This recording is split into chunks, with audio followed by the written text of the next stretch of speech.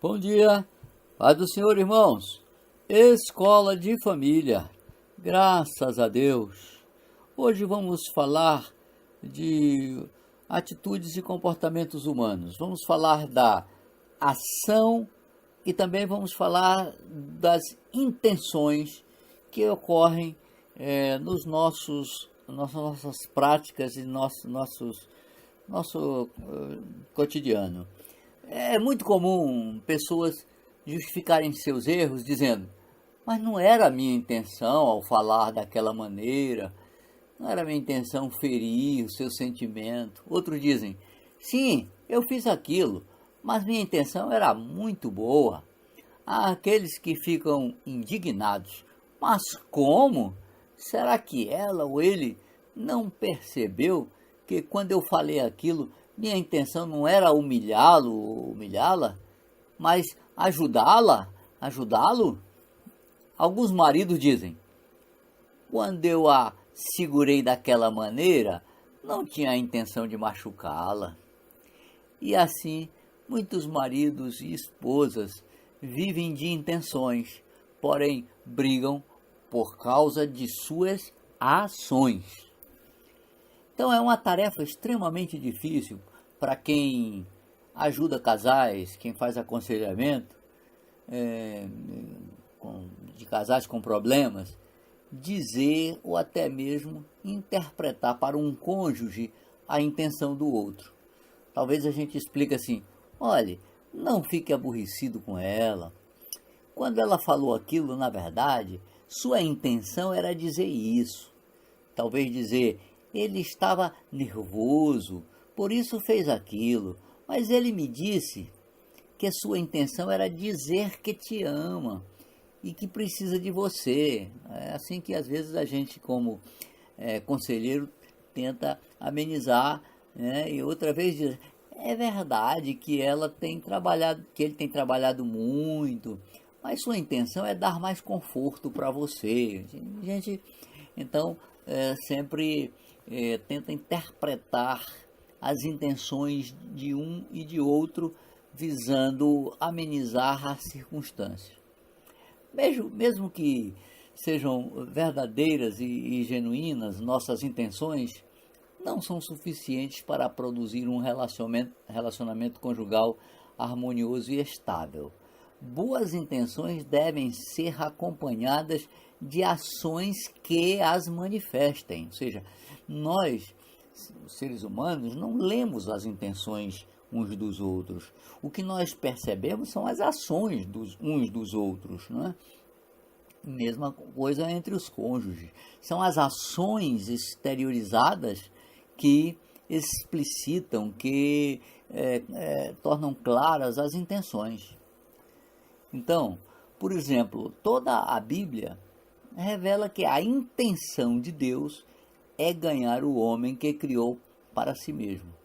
Na mesma Bíblia, vemos os passos, ou seja, as ações que Deus deu para, ou Deus atuou para conseguir o que desejava, desde a eternidade passada, ou seja, desde a sua eterna intenção em relação ao homem.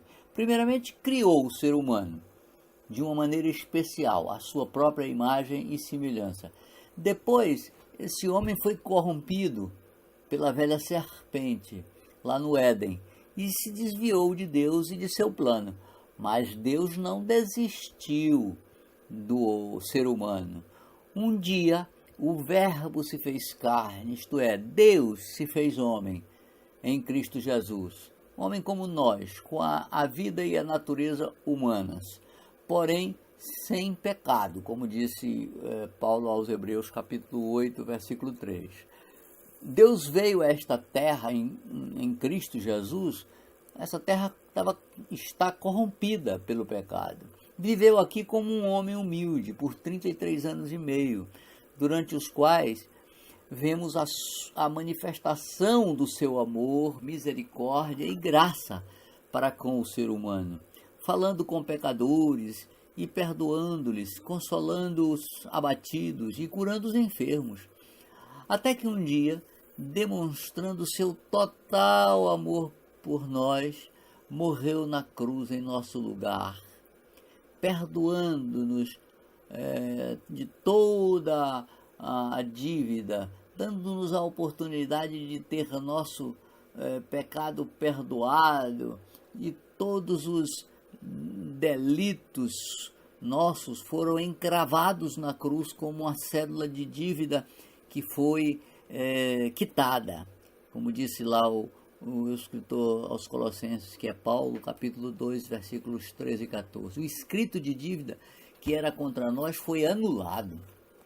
E mais, ao terceiro dia, esse Cristo que se humanizou, ressuscitou, venceu a morte e ascendeu aos céus.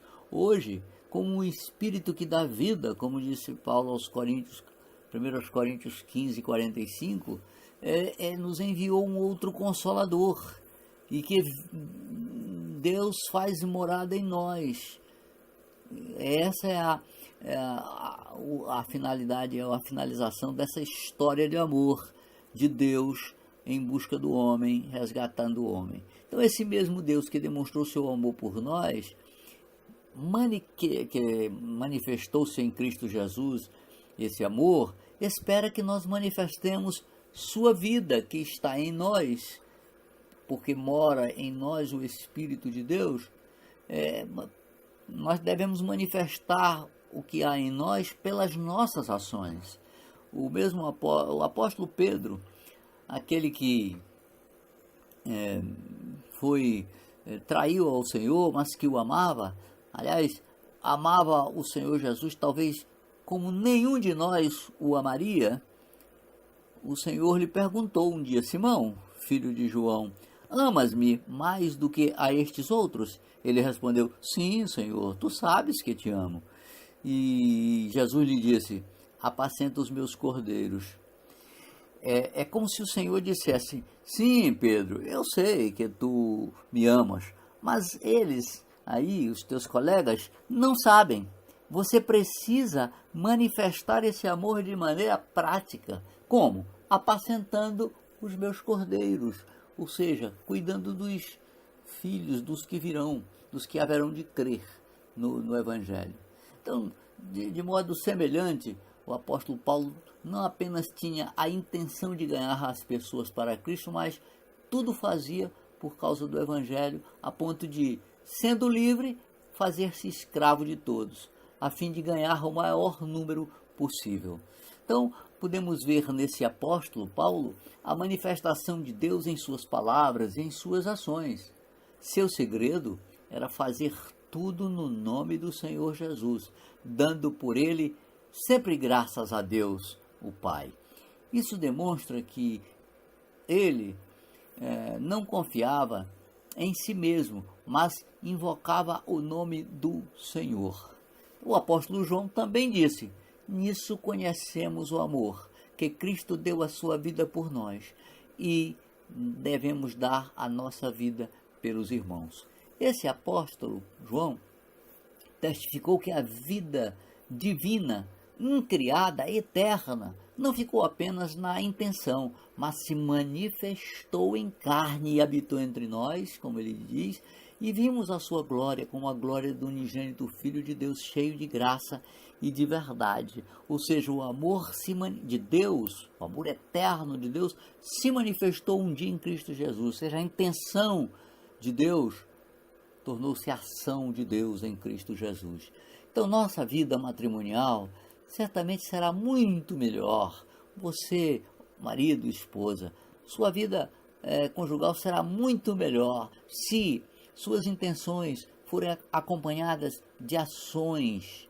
Na verdade, se amamos o Senhor, invocaremos o seu nome, desfrutaremos a vida de Deus em nós. E aí então as nossas intenções terão uma expressão prática em atos concretos de amor, de misericórdia, de longanimidade, de perdão, de compreensão da fragilidade do outro. Isso ocorrerá no nosso dia a dia.